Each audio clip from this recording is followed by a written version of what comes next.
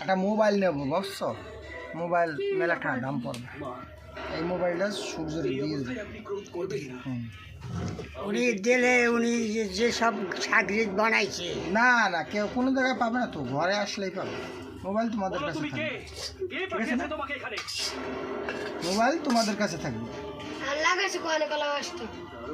মনে থাকবে। ওরে মোবাইল দেওয়া যাবে না, ওর মোবাইল নিষেধ।